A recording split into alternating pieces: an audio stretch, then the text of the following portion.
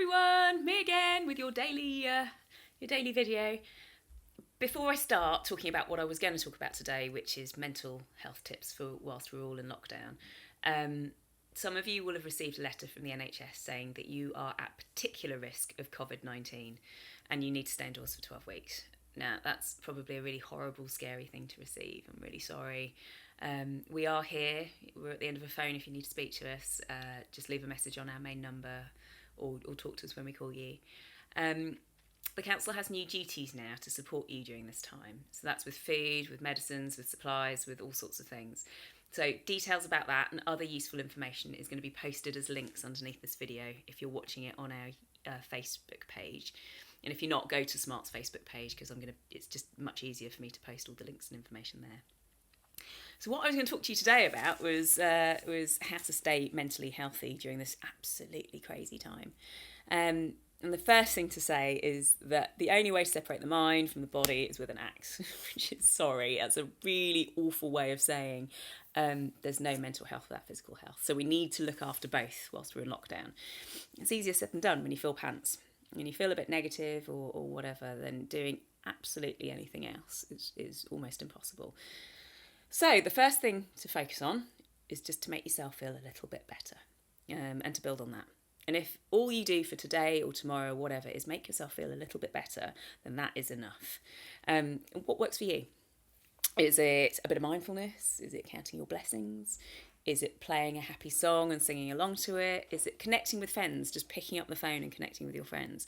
Whatever it is, do it. Do it now, we'll do it later. But do it today. For me, what I did today was I plugged my kids into the internet, didn't feel guilty about it. And I went and had a hot cup of coffee outside in the sunshine. And I breathed in the smell of lovely fresh cut grass. It wasn't my freshly cut grass. I'm too tired to cut my lawn. And I breathed out with the thought that I accept everything is exactly as it should be right now. And acceptance is something that people at Smart have been talking to me a lot about. And I find it really, really hard. I really struggle with acceptance. I'm going to read you a quote, which is interesting. It's from the 12-step program, and it is, when we accept, our ego steps aside, but when we can't accept, we oppose, and that is exhausting. When we accept, we become more patient, more forgiving, more relaxed, and we learn to be gentle with ourselves and others. Now, acceptance doesn't mean to say you shouldn't acknowledge how you're feeling. You must. You know, it's really important to notice how you're feeling, to sit with that discomfort, and to really kind of feel into it. You can't just ignore your feelings. I mean, most of us do that all the time. We do it with alcohol. I do it by looking at my phone too often. I try and ignore my feelings, just push them to one side. But my grandmother had this really, really good saying, which was, what don't meet you can't pass you, said in a very broad West Indian accent. And what that means is that unless you face up to how you're really, really feeling, you can't get over it. And it's really important to know that you're not your feelings, and your feelings will pass. You will feel better, or you'll feel something different. So what it's important to do is to focus on what you can control, and find a way to come out of your mind and into your body. So when I was drinking my hot cup of coffee, what I was very purposefully doing was feeling the warmth of the cup, listening to the sounds of nature, breathing in those smells, and that was putting me back into my body. And I was able to be really present in the moment. Sorry, I sound like a right hippie, but this stuff works. It really does. Try it. Now, I'm not saying it's easy, but it can be very simple. And that's why I did the cup of coffee, because that's all the time I had. I've been homeschooling my children and doing work at the same time. So just having a little moment where I did that was really, really important.